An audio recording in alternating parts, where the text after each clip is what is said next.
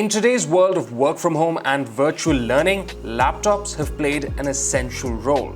Not only do they offer the freedom of mobility, but depending on how much you spend on them, you can get quite the powerhouse. But what if you're not willing to spend all that much money?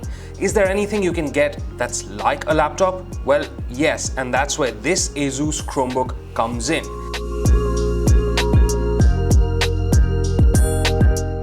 Hey guys, you're watching the EJ Tech Show. I'm Soham, and today I'm going to review the Asus Chromebook 14 C423 for you. So if you do enjoy the video, don't forget to give it a thumbs up and subscribe to the Editor G channel for more tech reviews.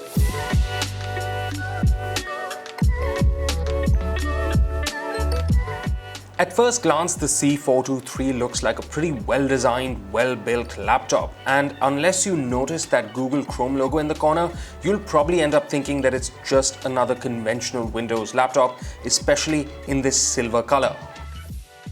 Even when you open it up, everything is quite conventional, and it's not until you turn it on that you realize that this isn't a regular Windows laptop. The C423 weighs 1.34 kilos since this is the model with the touchscreen, and it isn't all that heavy to carry around. Despite being quite slim at around 16mm, it is pretty large thanks to its 14-inch screen, so it's not the most compact Chromebook. But if you do want something smaller, you can opt for the C223 Chromebook. That one weighs only a kilo and gets a more compact 11.6-inch screen. Now the C423 has a fairly modern looking chassis with rounded edges and a screen that opens flat at a 180-degree angle. The chassis is also strong enough to rest on your lap and type with little to no keyboard flex. The hinge also feels sturdy and should hold up for a long enough time without giving trouble. Something I personally appreciate is that Asus has included little rubber pads around the keyboard so that whenever you shut the device, you don't end up scratching the screen with the keyboard. Like I said before, the C423 is fitted with a large 14-inch display, and this particular variant is fitted with a touchscreen. The screen gets quite bright even in outdoor conditions. With 16 brightness levels available, I found myself using it mostly at level 10 for day-to-day work indoors. Now this screen only gets an HD resolution, which I'll admit isn't the best.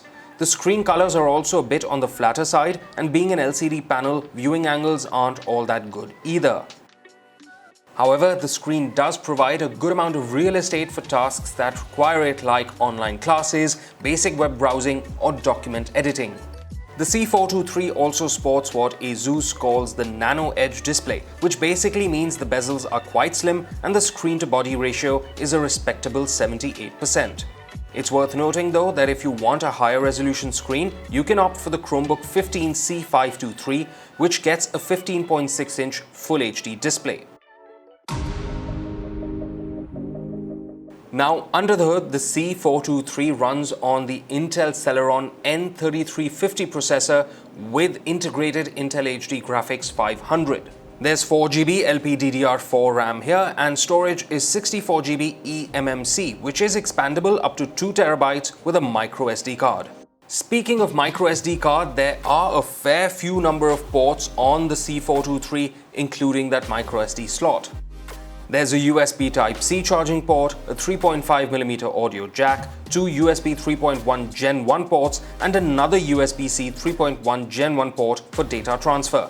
The C423 also gets an HD VGA webcam that isn't the highest quality, but it gets the job done. For connectivity, there's Bluetooth version 5.2, which is good to see, along with 802.11 AC dual-band Wi-Fi 5. The keyboard on the C423 is surprisingly good. There's enough key travel to make the typing experience enjoyable, and the keys are well spaced and did not feel cramped at all.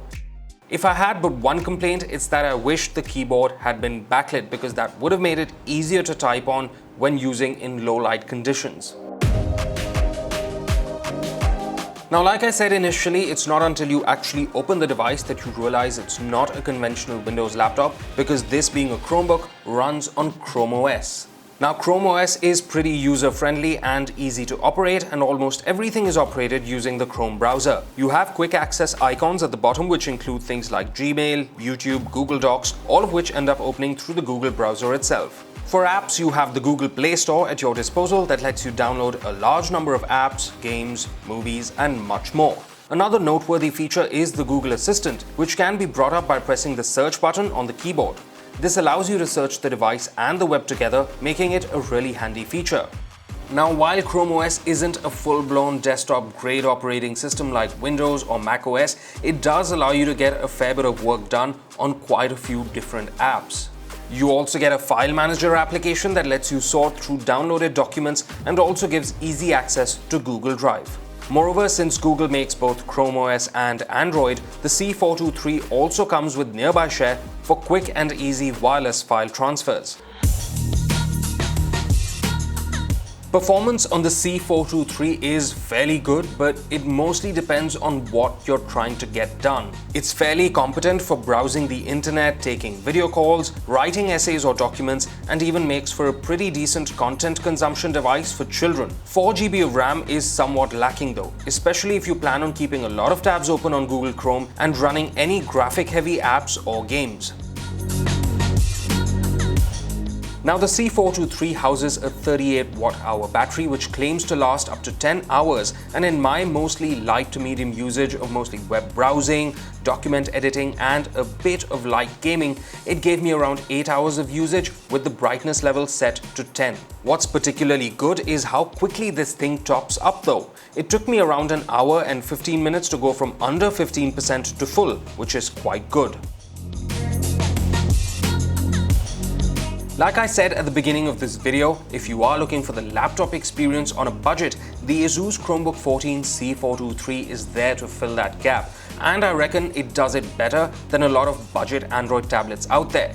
If you're looking for great battery life, a large screen, and a simple and user-friendly operating system, this can be yours for just 23,999 rupees.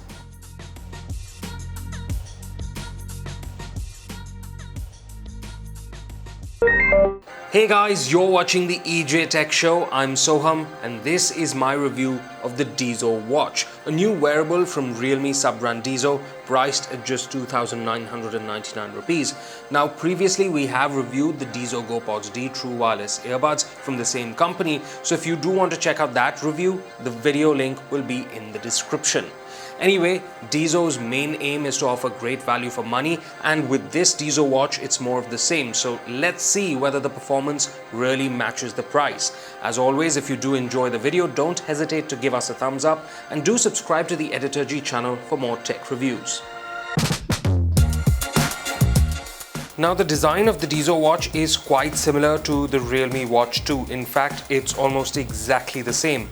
It sports a rectangular frame with a body that's made of plastic, which doesn't make it super sturdy but does make it quite lightweight on the wrist at just 38 grams. The DIZO watch looks pretty simple in this carbon grey color we received, and I like the fact that it doesn't attract too much attention. The strap is made out of smooth and flexible rubber, but the clasp is made of hard plastic that does dig into the wrist if you spend a lot of time resting your hands on a desk for things like typing or writing. However, unlike the REALME Watch 2 and Watch 2 Pro, there's no Dare to Leap branding on the strap of the DIZO watch, which I do think makes it look a bit nicer. The watch frame is not too large or bulky, only slightly more than my Apple Watch Series 3.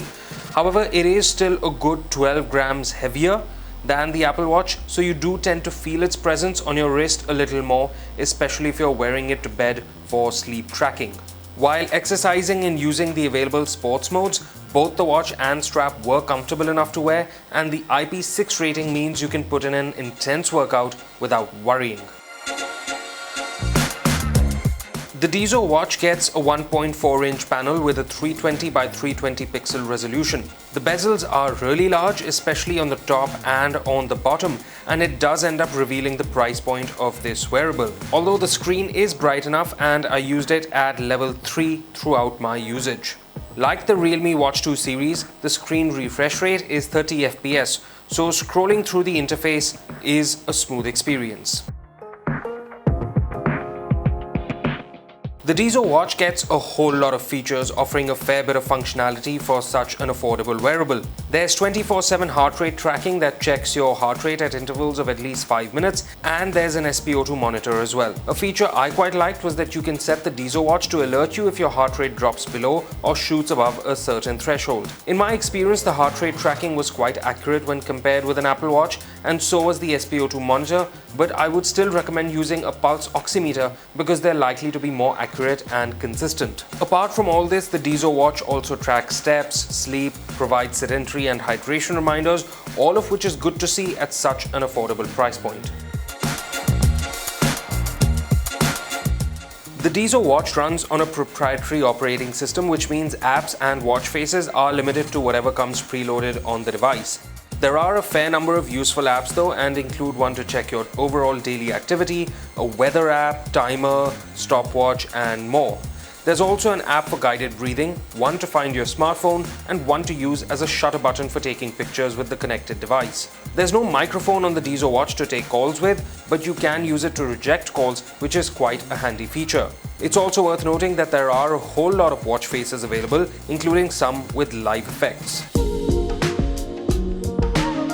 The DIZO Watch is surprisingly quite responsive, and the interface responds quickly enough, as does the Raise to Wake feature. There's Bluetooth 5.0 connectivity, and throughout my usage I received a stable connection with the paired smartphone. Now, sleep tracking with the DIZO Watch was not the most accurate. I noticed that in at least a couple of sessions it recorded more sleep than I actually got, simply because I was lying in bed. Sleep tracking aside, the overall user experience is mostly smooth and enjoyable to use on a day-to-day basis.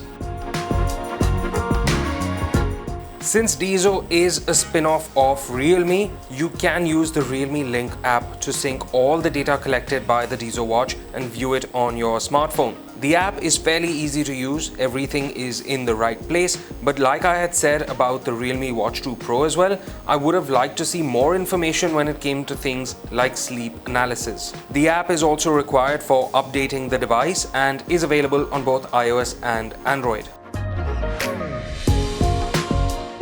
The DIZO Watch houses a 315 mAh battery, and it claims to last up to 12 days. In my 4+ days of using it, I did not need to go near the charger even once, and in that time the device barely lost more than 55% of its battery. Like with the REALME Watch 2 series, the battery life is one of the most impressive aspects of the DIZO Watch. So the DIZO Watch is a solid choice for someone that's looking to cash in on the current wearable trend without breaking the bank. If what you're looking for is just basic fitness tracking and a long battery life, the DIZO Watch can be yours for an introductory price point of just 2,999 rupees. Hi guys, you're watching the EJ Tech Show. My name is Deepit, and today I have something really sweet. This is the Sony SRS XP-500. That name is a mouthful, but this is a standing party speaker from Sony. This thing is loud and it accepts Bluetooth, 3.5mm jack and USB inputs. But how does it sound, and should you buy one? But before I get into all of that, if you like this video, make sure you leave us a thumbs up and subscribe to the Editor G channel to keep seeing more tech content. Now, I cannot stress this enough, this is a big speaker. It stands around 22 inches tall and around 10 inches wide, so it's quite a presence. The design materials are very premium and sturdy, they feel good to the touch and never flex or creak. Which is very important because this thing is 11.2 kilograms and you'll want it to be sturdy when you're lugging it around to all those parties you have to go to. Carrying it is pretty easy because of the handles on both sides. The LED lights are a standout feature and very easily noticeable. It aims for indirect illumination, which means that you never see the actual LEDs, but they bounce off of the internals and provide soft color lighting without being too bright. It has an IPX4 rating for splash resistance, so don't submerge it underwater or anything, but it should survive the occasional spill. It can either stand or lie horizontally on one side. It has rubber feet on the bottom and the side to facilitate this. Now for sound, this has two X-balanced woofer units and two tweeters incorporated into the front of the speaker. This gets very, very loud. I could honestly only bring them up to around 50% volume at the loudest possible in my apartment complex I live in, but rest assured any open space you're partying in will be filled immediately by the sound. Now, in terms of sound signature, the SRS XP-500 is incredibly bass heavy, perhaps appropriately so for a party speaker, but even with the default settings out of the box, the bass is the first thing you'll hear. Even in non-bass heavy songs, the low end booms, and if you bring it up loud enough, you'll absolutely feel it thumping in your chest. If you're a bass head, this speaker is made for you. If the default already bass heavy sound signature isn't enough, you can press the mega bass button at the top and get your face blown away by the sheer amount of bass bursting out of this unit. Personally, this is all a little too much bass, but the Sony Music Center app, which is available on both the App Store and the Play Store, can change the EQ of the speakers. Even with the bass turned all the way down and the mids and highs turned all the way up, there is a lot of bass. But I found this EQ setting a bit more to my taste. You can also select the mega bass sound mode from here or turn on the live sound mode, which sends the music out in a wider area for live music situations. Now, Sony claims the SRS XP-500 has a 20-hour battery life, and from my testing that seems about right. Of course, the battery life will depend on what features of the speaker you're using. Like if you use the lights or the custom audio EQ or mega bass or live sound modes, the speakers will use up more battery. But even then, this thing lasts pretty much forever. There's also a battery stamina mode on the app, which can extend the battery life even further. The speaker also has fast charging, where 10 minutes of power can give you 80 minutes of playtime. It also has a battery care function, where it can stop charging before reaching 100% battery power in order to extend the battery's lifespan. It has power and playback controls at the top, along with the aforementioned mega bass button. The I/O ports at the back have a removable cover. You get power and audio in, but also 2 USB ports and 2 mic inputs for a guitar and a microphone. Yes, this can also act as an amp. Both USB ports can charge your phone or any other peripherals. One of the ports can also accept USB drives to play music off. You also get 3 nondescript buttons at the back for checking the battery level, turning the lights on and off, and the Party Connect feature, which we'll just come to. If you have 2 units of the SRS XP-500, you can use them as a pair of monitors in stereo mode, where one speaker will play the left channel and the other will play the right. Unfortunately, I do not have 2 units of the speaker, so I cannot personally test this. And then you have Sony's Party Connect feature, where you can connect up to 100 supported speakers together and sync the sound on them, which also works with the XP-43 or 33 or 23 speakers from Sony. Extremely unfortunately, I also do not have 100 compatible speakers, so I could also not test this feature personally. I'm incredibly impressed by the Sony SRS XP-500. If you want a powerful standing speaker that gets really loud, sounds good, and lasts pretty much forever, you can't go wrong with this. The sound signature is really bass heavy, so if you enjoy that sort of thing, this thing is absolutely made for you. But if you do prefer a more balanced sound like I do, you can EQ it to your likings and it still sounds fantastic.